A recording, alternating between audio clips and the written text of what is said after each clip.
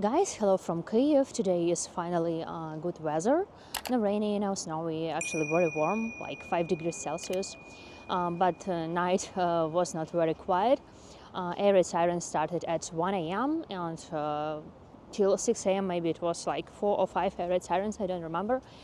So it was relatively quiet, at least I sleep and hear nothing. Usually drones are flying all around Ukraine, like in the morning it was drones in the south of Ukraine, then sometimes it's going from the north. So it's like air raid sirens could be like in Kyiv or in Kyiv region or only in the south part. So I feel like drones are our daily routine for many months in Ukraine. So relatively it's fine, and maybe Russia preparing something for us on Christmas or on New Year's. Could be loud like last year, like actually this year, 2nd of January was super loud. It was huge explosions for 3 or 4 hours. I have my video in my YouTube channel. I record this in the darkness. It was like, I don't remember that loud in the city center. It was just I don't know what was going on. It was like huge explosions. So we will see what's going on this year. I follow in the news and I see a lot of things going on. Zelensky went to Brussels yesterday and had the speech. Also Putin finished his speech maybe 1 hour ago. And I follow Kellogg. He mentioned that Russia and Ukraine are ready for talking. I was like, okay.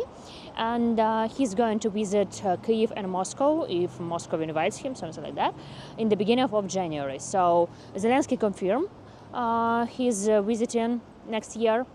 So we will see. Also, what's interesting by Kellogg, he criticized that we killed Russian General Kirillov in Moscow, like we crossing the rules of the war, and that this was not a smart idea. The first what I thinking about all this, it was a smart idea from Russia target this summer Ohmadid, the children cancer hospital.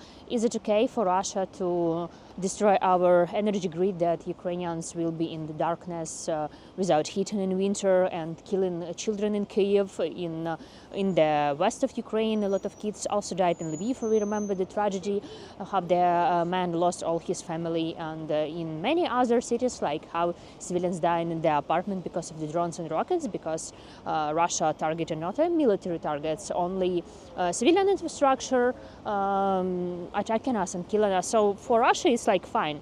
For Ukraine, if we killing Russian general, is like we are crossing some lines, and it is not actually smart. So okay, like what we can do. Follow interview from BBC, I guess.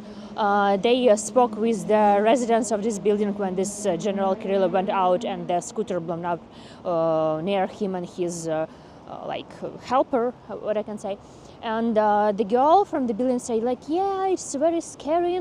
We know about the war in Ukraine, but now it's happened too close to me. I live in the house and so on. And when I listened to this, I thought like, why Russians thinking it's like our war and everything should happen over only in our land, shouldn't happen in Russia? Like why they thinking it's like so far away from them? Now, finally, war is coming to the island too, like to Kursk region, to Moscow. Yeah, just killing general when he went out of his house. So I don't know. Only we should die in this war. Only we should suffer. They started this war. They invaded us. So now maybe this topic for completely another video about the terrorists in Russia that started in 1991. Terrorists in metro, in the railway station, in the trolley bus, in the school. It was a lot of terrorists, and because of what? Russia makes a lot of wars. In Chechnya also, and so on. It's people were fighting back because Russia killing a lot of children, a lot of families, starting the wars, and after they surprised that the trucks happened in their land, like why? Why? Like really, I don't get it. And so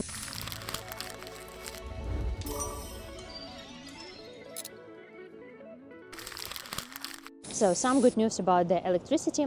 Today is Thursday and we have electricity all day without any electricity shortages, as well as it was on Tuesday. So it's second day. I see that the situation is improving.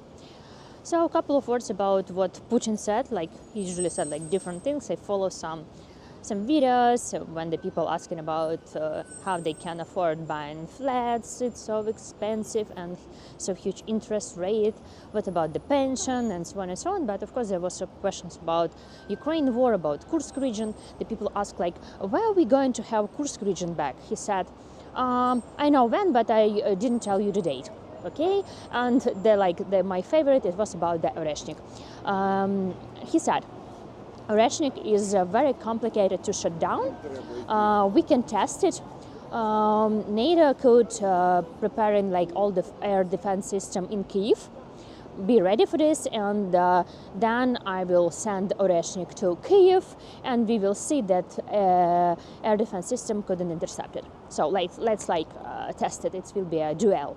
So it's like the most strange speech of today that I heard. Like, as always, what else he can say normal. Also some news that I read in the foreign media, that EU countries discuss about sending to Ukraine peacekeepers from 40,000 to 100,000 in case of ceasefire. This wrote Reuters, and actually Zelensky in Brussels said it could be possible. Yesterday he been in Brussels and also mentioned that our priority now is increase the help for militaries. Also the top goal is protecting our energy grid, and he said that we are not waiting invitation to NATO. We are fighting for this. Yeah, I made some notes about this, but I was thinking, what else he could say? He is our president. He is fighting for our land, for our freedom, and he is not going to give up, as well as we. So he also mentioned about the guarantees, sanctions, financial weapons packages, and also the best things for us is a strong, large army in Europe, and only together US and Europe can stop Putin. So yeah, agreement to increase military support, as I mentioned. Some news about boxing. Usyk will be fighting with Fury in Riyadh, and he went there with veterans of Mariupol and workers of energy grid and metallurgs. He making campaign called Battle for Light. That is actually what we all doing now, and there are people who is always fighting for us and repair our energy grid came there to support him. And his main idea to draw attention of all world that Russia is destroying all our energy grid, and actually 90% is gone, and we have electricity shortages and so on. So we are going to watch box 21st of December, and what is I find cool about him, he has daughter, and he always going for his battle with the toy, because the toy gives him good luck. It's his daughter toy, and I also remember me and my Misha. So I find it super cool, because we have a nice union with Misha too. I think he's supporting me and giving me good luck and good mood, and Usyk also has his toy. So guys, that's it for today. Thank you so much for watching my channel and buying me matches and becoming sponsors of my channel.